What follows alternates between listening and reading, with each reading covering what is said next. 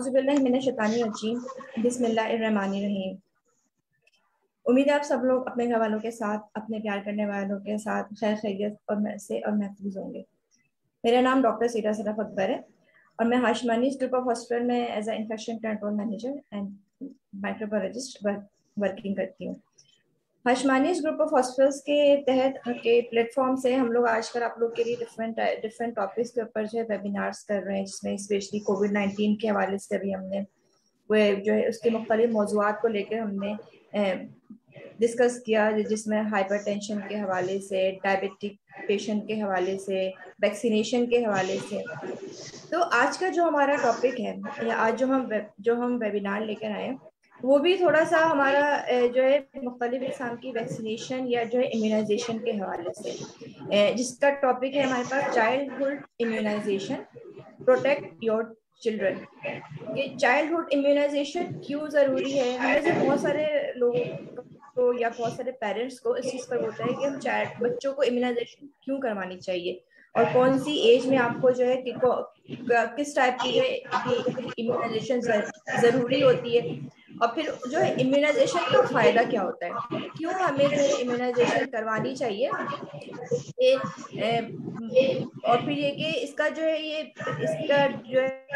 है वो मैकेनिज्म क्या होता है। एक ये भी बहुत ज्यादा इंपॉर्टेंट होता है कि लोगों के जहन में ये बात होती है कि जो हम वैक्सीनेशन बच्चों को करवा रहे हैं उसका फायदा क्या है और उसका जो है रूट क्या है, उसका मैकेनिज्म क्या है, वो किस तरीके से जो है बच्चों पे या फिर बड़ों पे असरअंदाज होती है। आज जो हमारे साथ इस टॉपिक पर बात करने के लिए जो हमारे पैनलिस्ट मौजूद हैं, का नाम है doctor Khalid Shafi, secretary general, he is a secretary general Pakistan paediatric association, associate professor डॉ यूनिवर्सिटी ऑफ हेल्थ साइंसेस। अस्सलाम वालेकुम सर, कैसे हैं सर आप? जनाब वालेकुम सलाम जी, खैरियत से जनाब। सर आज का जो हमारा ये टॉपिक है जैसे childhood immunisation, protect your children, तो उसमें जो है हम ये आज थोड़ा सा डिस्कस करेंगे आपके साथ कि इम्यूनाइजेशन, फर्स्ट ऑफ ऑल तो हमारे लोगों को ये बात बताए कि इम्यूनाइजेशन होती क्या है और ये इम्यूनाइजेशन का जो है इम्पोर्टेंस क्या होती है, और ये सिर्फ जो है सिर्फ ये हमारे बच्चों के लिए ही जरूरी होती है या बड़ों को भी जो है इसकी जो है हमारे पास वैक्सीनेशन की एक इफादियत है, इम्पोर्टेंस है। तो आज थोड़ा हमारा जो है ये क्वेश्चन आंसर टाइप का जो है सेशन है, और जो लोग हमें हाशमानीज़ ग्रुप ऑफ हॉस्पिटल्स के फेसबुक पेज से लाइव सुन रहे हैं, हमें देख रहे हैं, उनसे भी रिक्वेस्ट है कि अगर उनके जहन में इम्यूनाइजेशन के हवाले से, वैक्सीनेशन के हवाले से कोई अगर सवालात हैं, जो हमारे आज के जो मेहमान हैं डॉक्टर खालिद शफी, उनसे अगर पूछना चाहें, डिस्कस करना चाहें, तो ये ओपन टू ऑल फोरम है। आप हमसे जो है वहाँ पर कमेंट्स में क्वेश्चंस पूछिए, तो हम आपको जो है उन तमाम सवालों के जवाब देंगे। सर पहला सवाल तो मेरा आपसे यही है कि इम्यूनाइजेशन या वैक्सीनेशन का मतलब क्या होता है और इसका जो है क्या अहमियत है, और ये सिर्फ बच्चों के लिए ही जरूरी है या इसकी अफादियत बड़ों के लिए भी है? जी शुक्रिया जी। एक तो बहुत अच्छा मौजू आपने चुना है, और दूसरा ये कि हम सारा दिन जो सोशल मीडिया या दूसरे मीडिया को यूज करते हैं अपनी एंटरटेनमेंट के लिए, तो थोड़ा सा उसमें अवेयरनेस का भी अगर आ जाए पहलू, तो हमारी जो सेहत जो है ना, हमारे बच्चों की बहुत बेहतर हो जाएगी।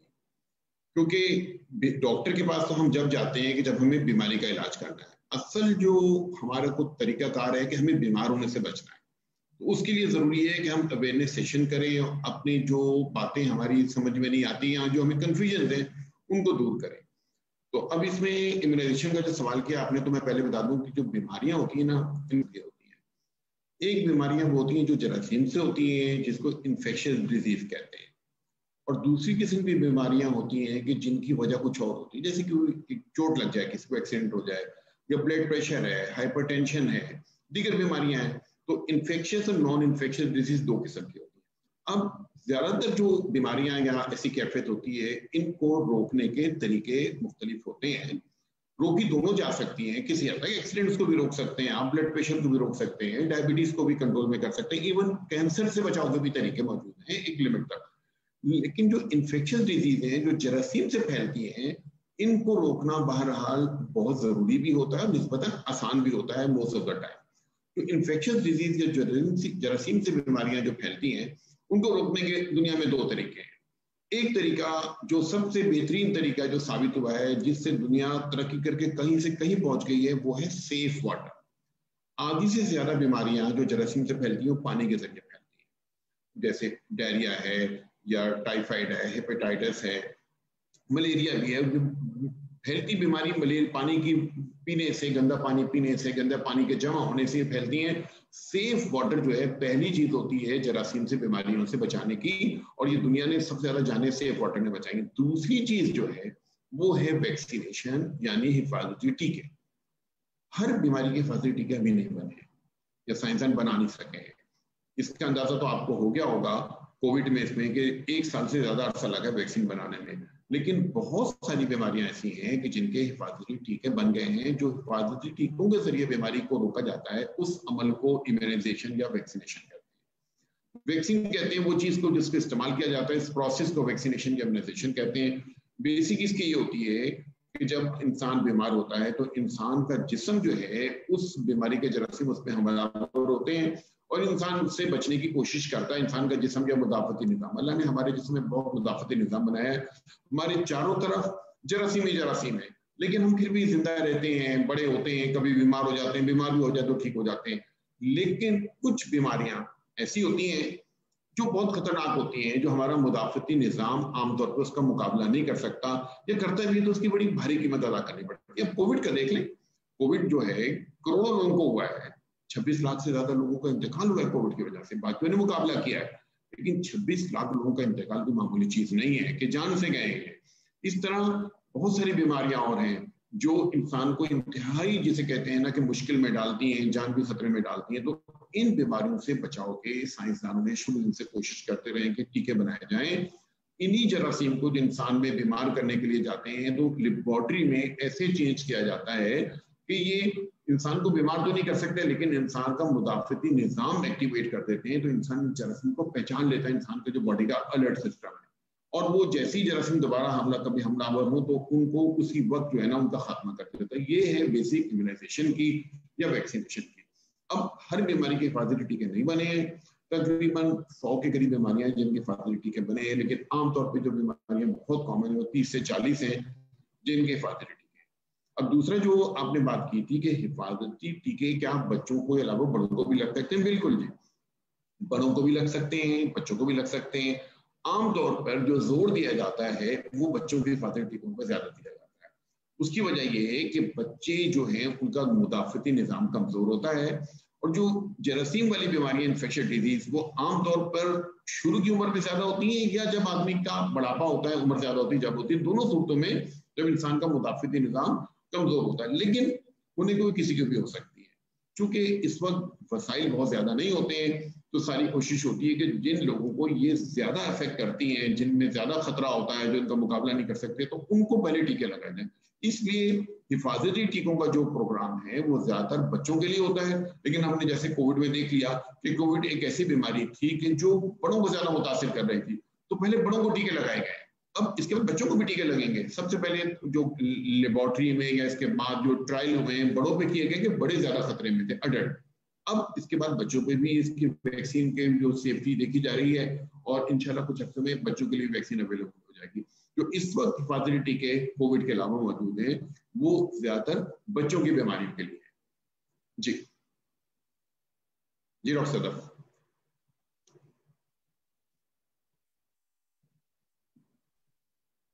जी बिल्कुल सर, आपने बिल्कुल सही बताया कि इम्यूनाइजेशन जो है हमारे लिए यानी कि बच्चों के साथ साथ बड़ों के लिए भी इम्पोर्टेंट है।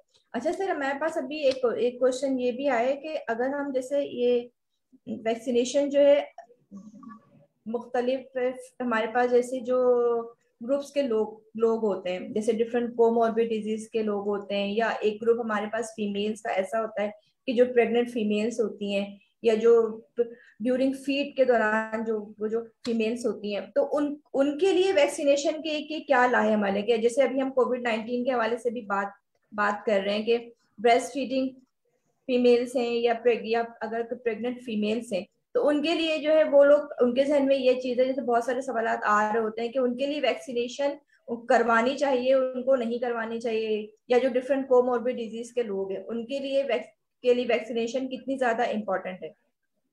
अच्छा जी, बहुत ही अच्छा सवाल है।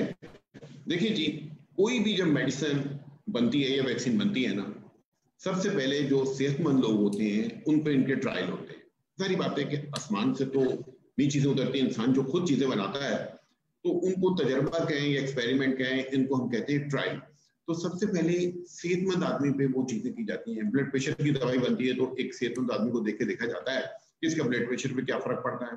फिर एक ऐसा आदमी जिसका ब्लड प्रेशर ज्यादा होता है उसको देख के देखी जाती है। तो पहले जो ट्रायल होते हैं हेल्दी पर्सन पर, या जो लोग इस एज में होते हैं कि जो उसकी कोई साइड इफेक्ट को बर्दाश्त कर लें।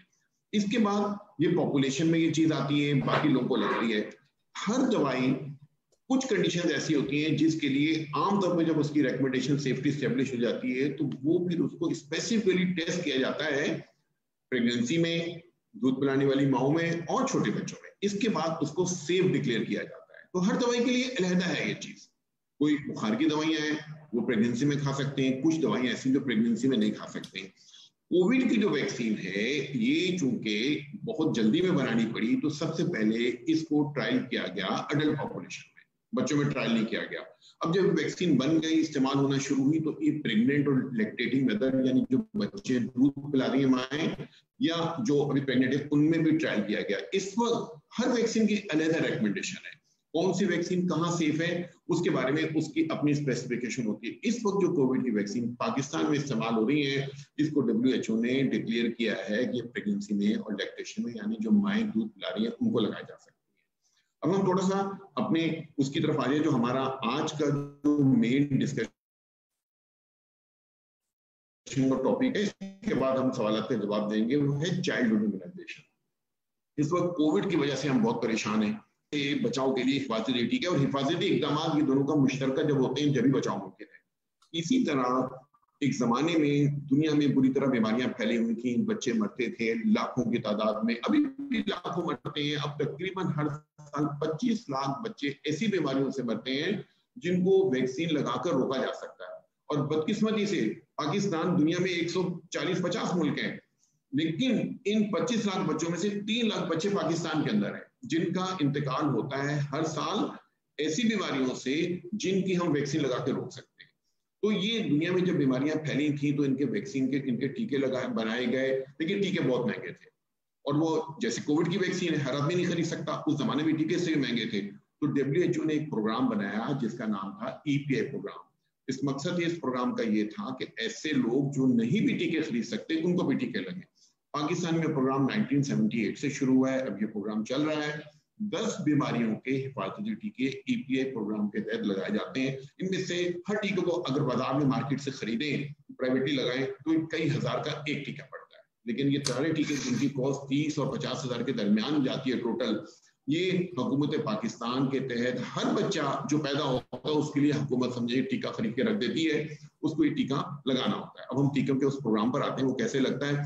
लेकिन बदकिस्मती से हमारे लोगों के जहनों में कुछ खदशात ऐसे हैं, कुछ लोगों को अवेयरनेस नहीं है, कुछ को हम समझा नहीं सके, कुछ लोग मनफी प्रोपेगेंडे की जद में आ जाते हैं और अपने बच्चों को ये वैक्सीन नहीं लगाते हैं। इसी वजह से पाकिस्तान में भी पोलियो भी मौजूद है, खसरा भी मौजूद है, टीबी भी मौजूद है, काली खांसी दोबारा सर उठा रही है, एक डिप्थीरिया खन्नाक का मर्ज होता है वो भी होता है।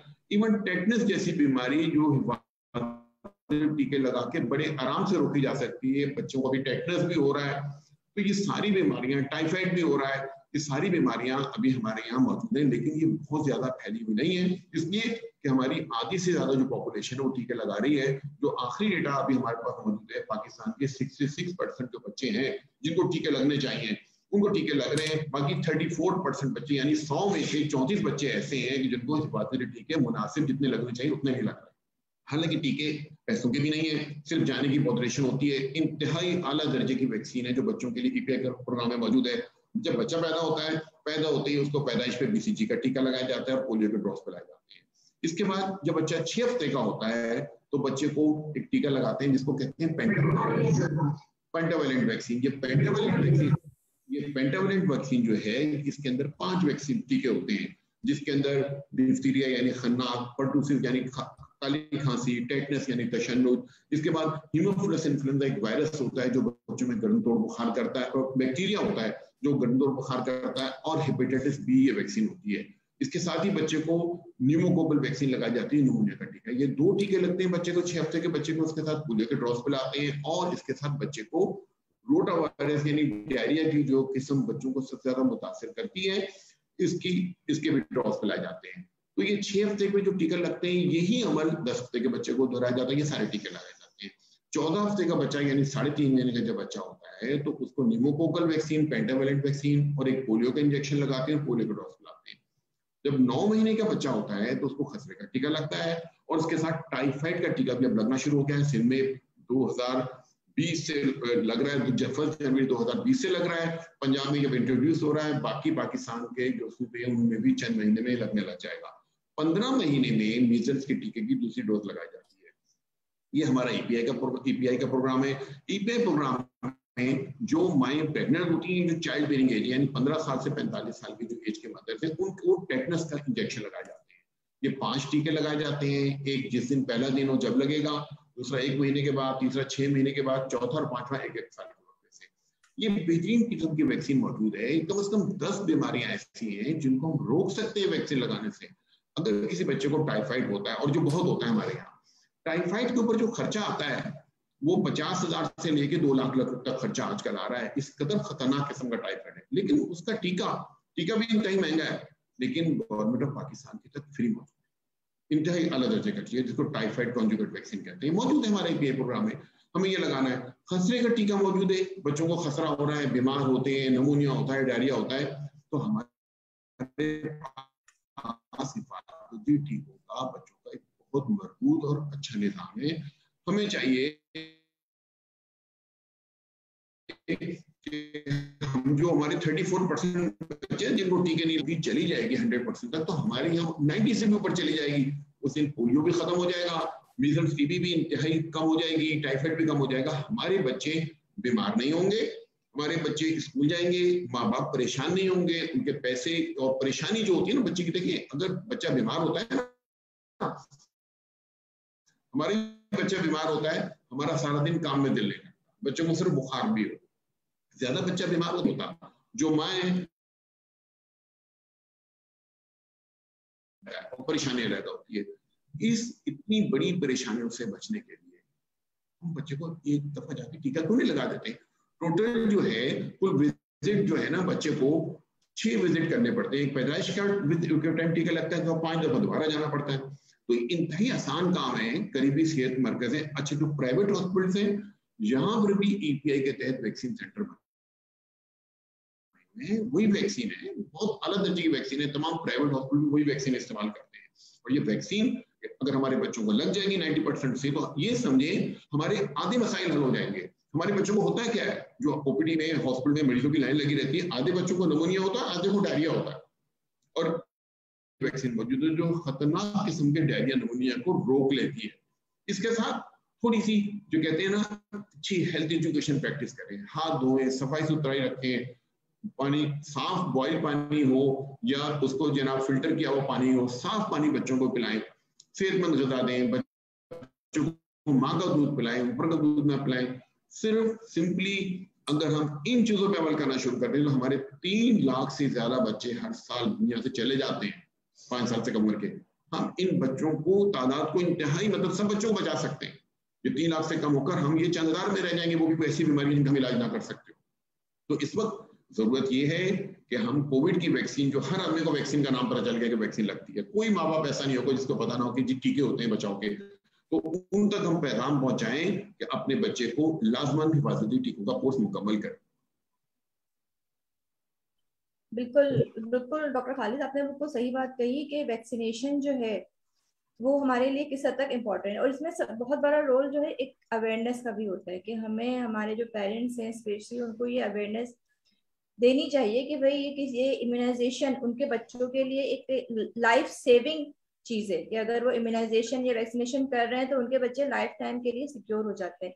लेकिन सर एक चीज और भी होती है जो हमारे पेरेंट्स के जहन में होती है कि, या जो हम लोग अभी कोविड-19 के हवाले से भी उस चीज को हम लोग डिस्कस कर रहे होते हैं कि वैक्सीनेशन लगाने के बाद भी अगर हमें वो बीमारी हो रही है तो फिर इस वैक्सीनेशन का फायदा। अभी आप सुने बहुत से लोगों के जहन में, या हम लोग आपस में ये जो है बहुत से लोग इस चीज को डिस्कस कर रहे होते हैं कि जब ये 100% इफेक्टिव नहीं है तो हम अपने बच्चों को इतने सारे जो है वैक्सीनेशन या बूस्टर्स क्यों लगवाएं, जब आगे जाकर उनको ये बीमारी होनी है। तो फिर इन वैक्सीनेशन का फायदा क्या है? तो सर जरा आप इस पर भी जी रोशनी जी, डालिए प्लीज। बहुत बहुत इंपॉर्टेंट बात आपने की। देखिए पहली बात है कि कोविड की जो वैक्सीन है ना, ये अभी नई वैक्सीन बनी है, ये तजर्बात से पूरी मुकम्मल तौर पे भी गुजरी नहीं है, बहुत जल्दी थी। 26 लाख लोगों का इंतकाल हो गया था, रोजाना 6,000 से 10,000 लोग मर रहे हैं, अभी भी कोविड से मर रहे हैं। बहुत जल्दी थी वैक्सीन लाने की, क्योंकि इंसानियत खतरे में पड़ी हुई थी, दुनिया खतरे में पड़ी थी, कारोबार बंद था। वो वैक्सीन को लाया गया है। अब इस वैक्सीन से कितनी बेहतरी आएगी थोड़ा वक्त बताएगा। लेकिन पोलियो की वैक्सीन है, टीबी की वैक्सीन है, मीजल्स की वैक्सीन है, ये पिछले 30-40 साल से इस्तेमाल हो रही है। ये प्रूवन वैक्सीन है, ये करोड़ों अरबों लोगों को, बच्चों को लग चुकी हैं। दुनिया ने इन वैक्सीन से खात्मा कर लिया अपने मुल्क से पोलियो का। सारी दुनिया से पोलियो खत्म हो गया पोलियो की वैक्सीन से। मीजल्स जो है ये इंतहाई कम शराब है दुनिया में। टाइफाइड नाम की बीमारी अमेरिका में होती ही नहीं है। तो ये वैक्सीन जो ईपीए प्रोग्राम में वैक्सीन हैं, ये सालों से, डिकेड से इस्तेमाल हो रही है, और इनसे अगर वैक्सीन लगती है तो इसके बाद बीमार होने के चांसेस 99% कम हो जाते हैं। देखें, एक बात तो ये समझ लें कि दुनिया में जो मुकम्मल चीज है वो खुदा की जात है। इंसान का इल्म 100% कभी भी मुकम्मल नहीं हो सकता, ये बात तो क्लियर होनी चाहिए। इंसान इंसान होता है, खुदा खुदा होता है। सिर्फ मुकम्मल परफेक्ट अल्लाह ताला की जात है। हम अल्लाह की बनाई मखलूक है, अल्लाह के दिए हुए इल्म से हम चीजें बनाते हैं, इस्तेमाल करते हैं, ये बात होनी चाहिए। वैक्सीन जो है, ये वैक्सीन बीमारी की शरह को कम कर देती है, दोबारा बीमार होने का चांस 99% से भी कम होता है। खुदा ना खास्ता अगर जरासीम बड़ी तादाद में हमला हो, जो करोड़ों में एक आध केस में होता है, तो अगर बीमारी होती है तो उसकी नौयत बहुत मामूली होती है। इसलिए ये कहना कि वैक्सीन लगने के बाद भी बीमारी होने का चांस है तो मैं वैक्सीन क्यों लगाऊं। देखिए, ये चीज कोविड के लिए कि कोविड की बीमारी अभी हमारे चारों तरफ फैली हुई है, नई बीमारी है। इसलिए कहा जा रहा है कि वैक्सीन भी लगाएं, एसओपी का भी इस्तेमाल जारी रखें। प्रूवन है उनकी एफिकेसी या फादियत जो है, आपका बच्चा बीमार होगा। हाँ, करोड़ों में कई मिलती जुलती, लेकिन हरगिज ऐसी बात नहीं है कि हम टीका लगाएं जब भी बीमार होगा, ये कोई बात ऐसी नहीं है। टीका लगेगा, इंशाल्लाह आपका बच्चा बीमारी से महफूज रहेगा। बिल्कुल। अच्छा सर, एक सवाल और ये मेरे पास है कि जो हम बच्चों को में ये सब, बहुत से लोगों के जहन में ये सवालात होते हैं, इवन के जो पेरेंट्स के जहन में, कि अगर वो बच्चों को इम्यूनाइजेशन या वैक्सीनेशन करवा रहे हैं तो उसके कोई साइड इफेक्ट्स होते हैं कि बच्चों को फीवर हो रहा है, नजला, खांसी, बुखार, इस तरह के कोई अगर साइड इफेक्ट्स बाद में नजर आ रहे हैं जो 1 से 2 हफ्ते तक जो है वो जो रहते हैं, तो फिर उसके बाद उनको क्या चीज करना चाहिए कि उसमें ज्यादा जो है परेशानी वाली बात है, या फिर वो आस्ता आस्ता करके खुद ही जो है बच्चे सेट हो जाते हैं? आवाज थोड़ी सी डिस्टर्ब हो रही है जी जी, ठीक है जी। देखिए जी, वैक्सीन जब भी कोई इस्तेमाल की जाती है तो उसके साइड इफेक्ट जो है ना, वो अच्छी तरह से स्टडी किए जाते हैं। क्योंकि वैक्सीन एक दवाई है, जाहिर सी बात है कोई साइड इफेक्ट हो सकते हैं। हम बहुत सारी बीमारियों की दवाई खाते हैं, किसी के खाने से हमें थोड़े लूज मोशन होने शुरू हो जाते हैं, या इसके में दर्द होता है, तो वैक्सीन के भी साइड इफेक्ट होते हैं। लेकिन वो साइड इफेक्ट कहता है कि साइड इफेक्ट तकलीफ देना, और यूजुअली अगर साइड इफेक्ट हर वैक्सीन के नहीं होते, कुछ वैक्सीन के तो कोई साइड इफेक्ट नहीं है, जैसे पोलियो के कतरे हैं, इसके कोई साइड इफेक्ट नहीं है। लेकिन जो पेंटावैलेंट वैक्सीन है, तो पेंटावैलेंट वैक्सीन लगने से कुछ बच्चों में हल्का सा बुखार हो जाता है, टीके की जगह पे जरा सी सूजन हो जाती है, जो 48 घंटे में खुद ही ठीक हो जाती है। ज्यादा उसके साथ बुखार का शरबत देना पड़ता है या वहां इसकी सिकाई करनी पड़ती है। तो वैक्सीन के जो साइड इफेक्ट्स है ना, जो ईपीए प्रोग्राम में वैक्सीन हैं, ये बिल्कुल इनकी सेफ्टी एस्टेब्लिश है, और इनके कोई ऐसे साइड इफेक्ट नहीं होते जो परेशान करो। जब भी वैक्सीन लगाई जाती है, माँ बाप को बताया जाता है कि इससे कभी कभी 100 में से 1-2 बच्चों को हल्का फुल्का बुखार हो सकता है, बुखार का शरबत दे दें, सूजन हो जाए तो बर्फ से उसकी टिकोर करें। अब ये बात है कि जो वैक्सीन लगाने का तरीका सही होना चाहिए, वैक्सीन को सही रखा होना चाहिए, और जो उसकी इंडिकेशन है या एज है उस हिसाब से लगाना चाहिए। जाहिर सी बात है, किसी भी चीज का इस्तेमाल उसके तरीके से किया जाएगा तो सही नतीजा आएगा ना। उसका इस्तेमाल का तरीका, सिरिंज उसकी सही होनी चाहिए। जो ईपीआई प्रोग्राम में वैक्सीन इस्तेमाल होती है उनकी सिरिंज ऐसी होती है कि वो एक दफा इस्तेमाल के बाद लॉक हो जाती है, उसको दोबारा इस्तेमाल नहीं किया जा सकता। इसी तरह वैक्सीन लगाने की तरबियत दी जाती है। तो इन वैक्सीन से साइड इफेक्ट्स तकरीबन ना होने के बराबर, अगर होते भी हैं तो इंतहाई मामूली होते हैं, हरगिज परेशान को नहीं होते। बिल्कुल, कितनी ज्यादा इसकी ये इम्पोर्टेंट है इम्यूनाइजेशन की या वैक्सीनेशन की वजह से। अच्छा सर, एक और सवाल भी हम लोगों के जहन में मन होता है कि जो हम वैक्सीनेशन या इम्यूनाइजेशन करवाते हैं तो उसकी उसकी इम्यूनिटी कितने, उसकी जो है उसकी लाइफ पीरियड क्या होता है और वो कब हद तक का किस हद तक जो है वो लास्ट करती है?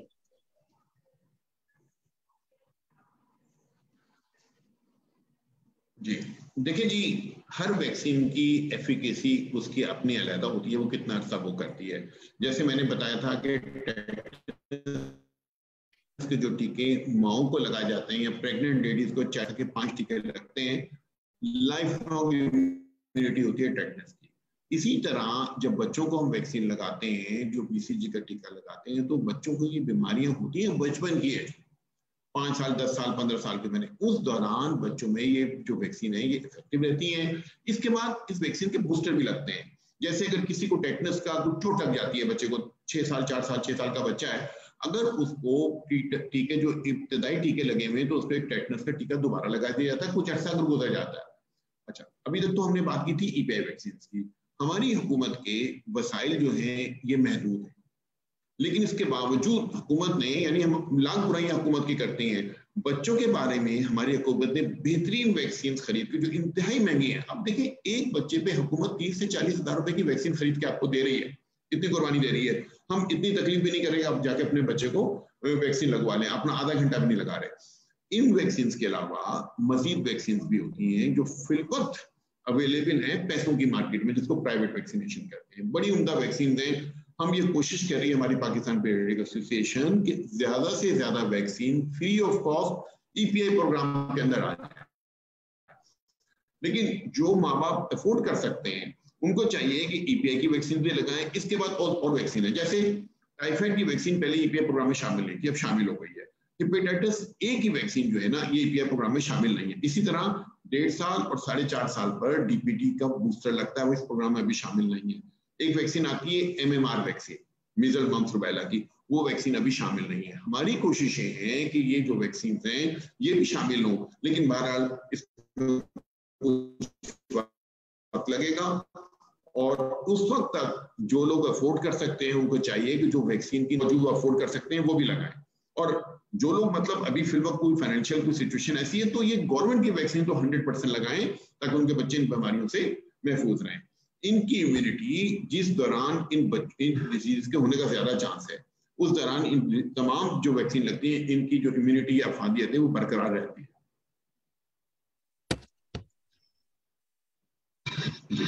बिल्कुल।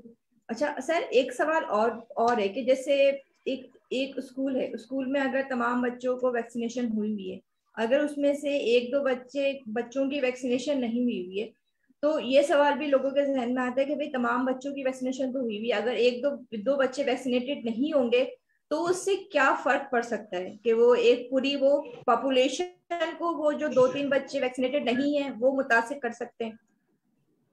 देखिए जी, जब एक पर्सन खुद वैक्सीनेटेड होता है ना, वो अपने आप को बीमारी से बचाता है, बीमारी को आगे ट्रांसफर भी नहीं करता है।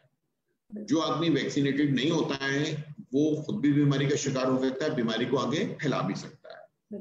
एक चीज होती है हर्ड इम्यूनिटी। हर्ड इम्यूनिटी का मतलब ये है कि अगर एक पॉपुलेशन है उसके कुछ परसेंटेज होती है, हर बीमारी का अलग है, अगर 90% लोगों में ये वैक्सीन लगी है तो चांस ये है कि उस कम्युनिटी में ये बीमारी ज्यादा नहीं फैलेगी। दुनिया में कुछ लोग ऐसे होते हैं जिनको वैक्सीन नहीं लग सकती, कुछ ऐसी होती है लगाना नहीं चाहते, लेकिन वो रह जाते हैं, उन तक भी बीमारी पहुंचती नहीं। एक बात तो ये हो गई। तो एक आध बच्चा अगर वैक्सीनेटेड नहीं है तो बाकी बच्चों को वैक्सीन लगी तो महफूज है। लेकिन बात ये है कि बच्चे के मामले में क्या, मतलब ये नहीं है कि उस बच्चे को हम क्लास से निकाल दें, हमें चाहिए कि उस बच्चे की वैक्सीनेशन का कोर्स पूरा कराएं। कितनी भी उम्र बच्चे की, उसको वैक्सीनेशन के कोर्स को पूरा करने के तरीके होते हैं और उनको वैक्सीन दी जा सकती है। तो ये बात है कि अगर कोई अनवैक्सीनेटेड स्कूल में उस क्लास में फैलने के चांसेस बहुत कम है, लेकिन इसका ये मतलब नहीं कि जो अनवैक्सीनेटेड है वो वैसे ही बैठा है। जी बिल्कुल सर, एक चीज और भी बता देंगे, अभी जैसे हम डिस्कस कर रहे थे ईपीआई प्रोग्राम्स के हवाले से ना, तो ये ईपीआई प्रोग्राम के तहत ये जो वैक्सीनेशन हो रही है, ये जो वैक्सीनेशन का जो प्रोग्राम चल रहा है, तो कहाँ से जो है ये वैक्सीनेशन अवेलेबल है कि जो है ये पेरेंट्स बिल्कुल इजीली जाकर अपने बच्चों को जो है वैक्सीनेटेड करवा सकते हैं?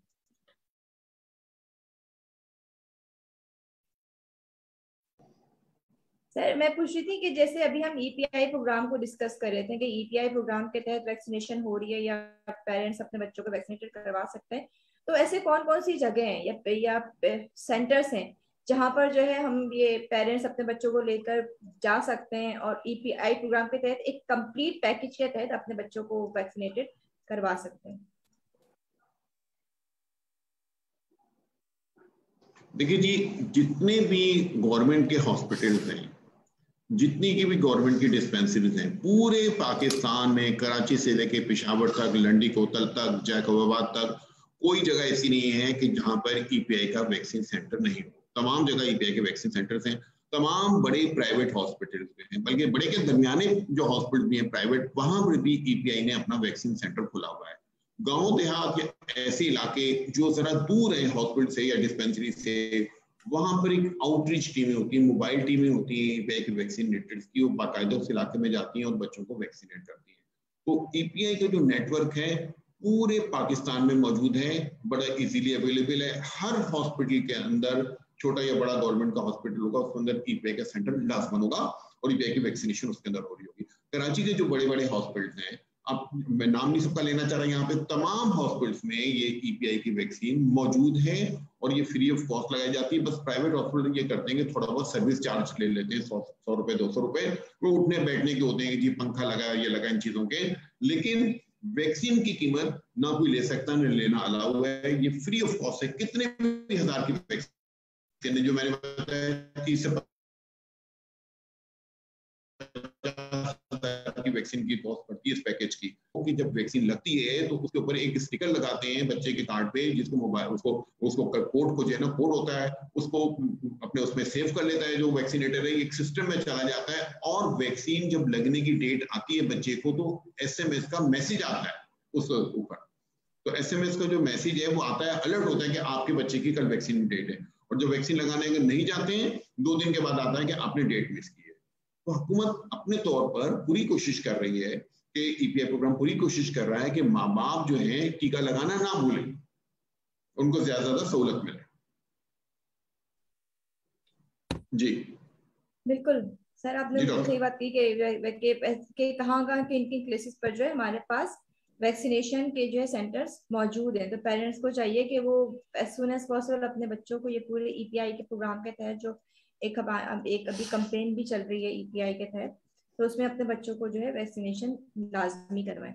अच्छा सर, एक चीज और भी मुझे आपसे ये पूछनी थी कि अभी जैसे हम वैक्सीनेशन के स्पेशली बच्चों की वैक्सीनेशन के हवाले से जब बात करते हैं, तो अभी हम कोविड-19 में जो है, अभी हम ये जो कोरोना वायरस से जो बचाव की हमारे पास वैक्सीनेशन है, उसमें अभी उन ग्रुप्स में जो है बच्चे हमारे पास अभी एडप्ट नहीं है, तो अभी उन पर जो है रिसर्च हो रही है कि कुछ टाइम बाद जो है हम ये वाली वैक्सीन को बच्चों के लिए भी जो है इस्तेमाल कर सकते हैं। लास्ट में मुझे आपसे एक चीज और भी ये डिस्कस करनी है कि बहुत से हमारे लोगों को अभी डिफरेंट वैक्सीनेशन के बारे में हमारी मुख्तलिफ राय होती है। बहुत से लोग इस चीज को अवॉइड करते हैं, वो चाहे कोविड-19 की वैक्सीनेशन हो, चाहे पोलियो की वैक्सीनेशन हो, इतना उसको इनकरेज नहीं कर रहे होते। तो लोगों को इसके बारे में अवेयरनेस देने के लिए या लोगों को इसके बारे में जो मुख्तलिफ इबाम है उनको दूर करने के लिए हमें क्या लाहेमल अपनाने चाहिए? अच्छा जी, आपका जो पहला सवाल था ना कोविड-19 वैक्सीन का, वो शायद मैं कनेक्शन की बात की जवाब नहीं दे सका। पहली बात ये, कोविड की जो बीमारी है वो हर उम्र के लोगों को अफेक्ट कर रही है, लेकिन बड़ी उम्र के लोगों में ज्यादा तकलीफ पैदा कर रही है। बच्चों में इसका रेशियो कम है, इसलिए इब्तिदाई तवज्जो दी गई थी कि 18 साल से ज्यादा लोगों की वैक्सीन कराई जाए। अब कुछ वैक्सीन जो हैं वो WHO ने अप्रूव कर दिए हैं, जो 12 साल से 18 साल के बच्चों को भी लग सकती हैं और कुछ मुल्कों में लगनी भी शुरू हो रही है।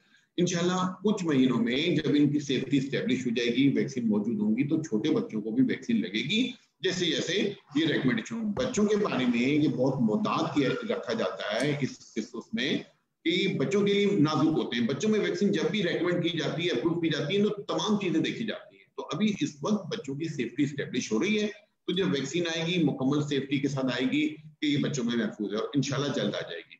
अच्छा, दूसरी बात ये थी कि कुछ लोग जो हैं वो वैक्सीन लगाने में हिचकिचाहट का शिकार होते हैं। कुछ लोग शैतानी ज़हन के मालिक होते हैं, वो हर चीज की मुखालफत करते हैं, तो वो लोगों को, हमारी जो ज़हन है उनको गुमराह करने की कोशिश करते हैं। और कुछ लोग गलत जोड़ते हैं, जैसे अगर किसी बच्चे को वैक्सीन लगी है, उसको बुखार चढ़ गया है, तो बुखार तो जैसे बच्चों को किसी मलेरिया से चढ़ा, टाइफाइड से चला है, तो वो वैक्सीन से जोड़ देते हैं। तो इस तरह की गलत फहमियों का नतीजा ये होता है कि बच्चा जो मूजी मर्ज है उनकी से महफूज रह जाए, उनकी जो हिफाजत के लिए वैक्सीन लगती है उससे वो नहीं लग पाती है और बच्चा किसी मरहले पे जिंदगी के उस मर्ज का शिकार हो सकता है।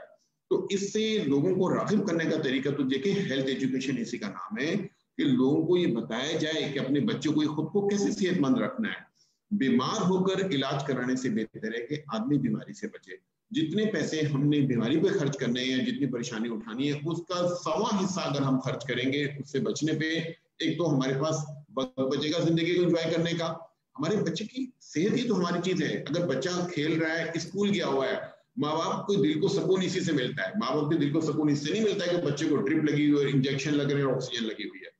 तो ये हमारे माँ बाप के ज़हन में ये बात होनी चाहिए कि अगर हम चाहते हैं कि उनका बच्चा मजबूत हो, सेहतमंद हो, पढ़े लिखे, दुनिया में तरक्की करे, उसकी बुनियाद उन्होंने उसकी पैदाइश के बाद रखनी है। अब बुनियाद रखनी है बच्चे को माँ का दूध पिला के, बुनियाद रखनी है प्रेगनेंसी में माँ की सेहत अच्छी करके, ताकि बच्चा सेहतमंद हो, हिफाजती टीके लगा के। ये बहुत जरूरी है। हमें मुस्तकिल ये चीज ऐसी है, लोगों को समझाने की जरूरत है। जो हम हेल्थ केयर प्रोवाइडर हैं, हमें चाहिए कि हम कोई मौका जाया ना करें जहां हम लोगों को इसकी तरकीब दें कि वो टीके लगाएं। इसके अलावा हमारे यहाँ पे पढ़े लिखे लोग माशाल्लाह कम्युनिटी में हैं, डॉक्टर्स के अलावा इंजीनियर हैं, वकील हैं, बैंक मैनेजर हैं, बहुत सारे लोग हैं, काउंसलर हैं, सोशल वर्कर हैं। तमाम लोगों की जिम्मेदारी है कि हम अपनी कौम को सेहतमंद रखने के जो तरीके, जिनमें से सबसे जो आगे प्रायोरिटी है वैक्सीनेशन की, और तरीके भी हैं कि सेहतमंद रहने के, गज़ा हम कैसी खाएं, चले फिरें कैसे।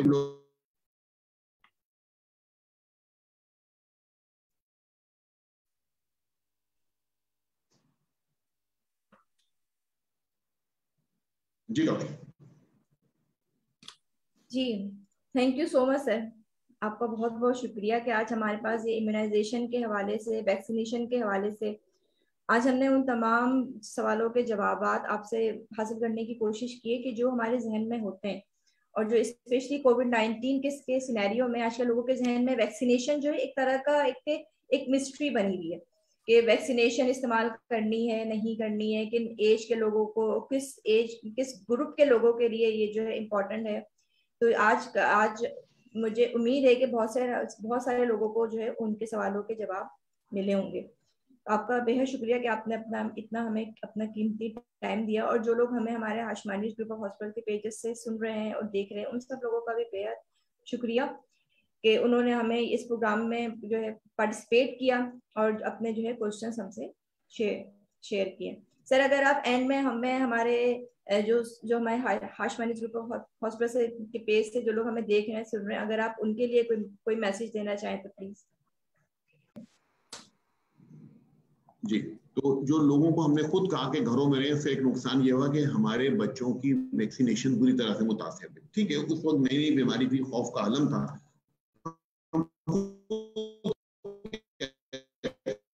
घर में रहिए, महफूज रहिए, लेकिन उस दौरान बच्चों को वैक्सीन नहीं लगी। अब चूंकि मामूलाती जिंदगी बहाल हो रहे हैं माशाल्लाह अल्लाह की मेहरबानी से, तो अब ये बीमारियां जो थी ये सामने आना शुरू हो रही हैं।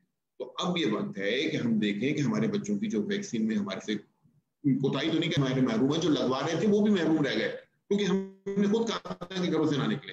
अब घरों से निकले हिफाजती इक़दामात के साथ और अपने बच्चे को हिफाजती टीकों का कोर्स मुकम्मल करवाएं किसी सूरत में पाकिस्तान का कोई बच्चा ऐसा नहीं होना चाहिए जिसको जो टीका उसकी उम्र के लिहाज से लगना चाहिए वो उससे महरूम रहे। उस बच्चे का हक है, ये हमारे ऊपर हमारा ही फर्ज है कि हम अपने बच्चे की, जहां हम परवरिश के दीगर फर्ज अदा करते हैं, उसकी सेहत का ख्याल रखते हैं, उसको दूध पिलाते हैं, उसको खिलाते पिलाते हैं, उसके कपड़े खरीदते हैं, उसको पढ़ाते हैं, तो ये वैक्सीनेशन कराना भी इससे भी ज्यादा मुकद्दम हक है जो हमें अदा करना चाहिए। शुक्रिया जी। Thank you so much sir, again thank you कि आज आपने हमें इतना जो है एक जो है वैक्सीनेशन के हवाले से एक मुफीद प्रोग्राम आपने हमारे साथ जो है शेयर किया। और जो लोग हमें हमारे हशमानी हॉस्पिटल्स के फेसबुक पेज से लाइव देख रहे हैं, सुन रहे हैं, उन सब लोगों का भी बेहद शुक्रिया। आप लोग के हमें फीडबैक का इंतजार रहेगा। आप लोग हमें फीडबैक दीजिए, बताइए कि ऐसे और कौन से टॉपिक्स हैं जिन पर आप लोग हमें देखना चाहते हैं और सुनना चाहते हैं। नेक्स्ट प्रोग्राम तक के लिए इजाजत दीजिए। थैंक यू एंड अल्लाह हाफिज़। Thank you.